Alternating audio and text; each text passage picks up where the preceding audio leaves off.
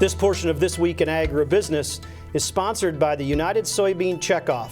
Tips, videos, how-tos, and more. If it has to do with ag tech, you'll find it in the Tech Tool Shed, your unbiased, one-stop resource. And we're back for more Talking Land with Ray Brownfield from Land Pro LLC. Ray, we talked about sales, but the other aspect of land, of course, is cash rent.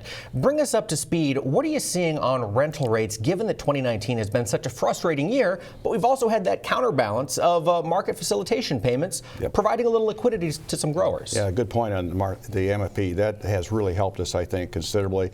We had anticipated in our business, and we do a lot of farm management work, that maybe we'd see a little decline. Have not seen that. We haven't been in a position where we force our farmer operators to do what they think they have to. We want to make a profit.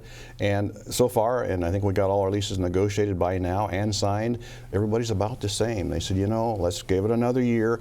They've had a little better yields in some cases than what they thought. They've done a pretty good job of marketing as well. These farmers are good marketers, really, and that's a good thing on their part.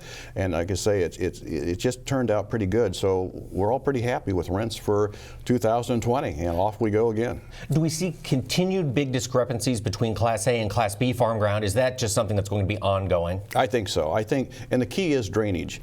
If we as landowners will put a little money back into that farm in capital improvement, it really helps that operator, mitigates his risk, and he's willing to pay a little better rent, which I think makes a lot of sense to everybody. So yeah, Class A, good drainage, even B ground with good drainage makes a big difference to people. Especially after a year like this, drainage certainly came to the forefront. Absolutely. Now, are you seeing the same trend across all of the Corn Belt, or is this predominantly an Illinois issue? No, I see the same thing in Indiana and Iowa, the same situation. Pretty good markets. The rents are staying pretty stable. Yeah. You know, Ray, you mentioned drainage tile.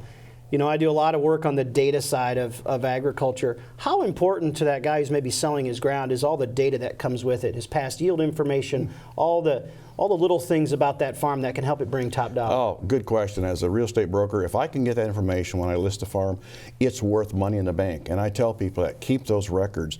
A lot of people just don't keep their tile records from years back. If I can resurrect, I think I can get another couple $100 an acre. I really do. It helps fantastically. Well, one thing I've noticed really across the countryside, the last, I would say 5 years, maybe even 10, is there's just been so much more tile that's went in the ground. And we're not talking about farms that didn't have any. Right. We're talking about really adding additional tile, and it's nice to see people investing in that.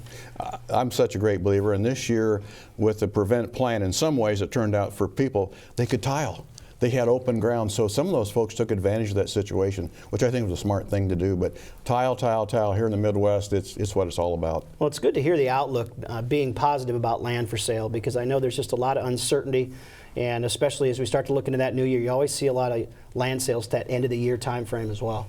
We do, but we see just a lot of interest out there. Like old Mark Twain said, they're not making any more of it, and they're not.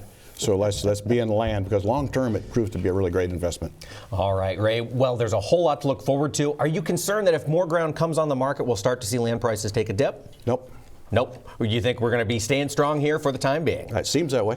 Fantastic. Well, Ray Brownfield from Land Pro LLC. Ray, thanks for taking the time to chat with us today.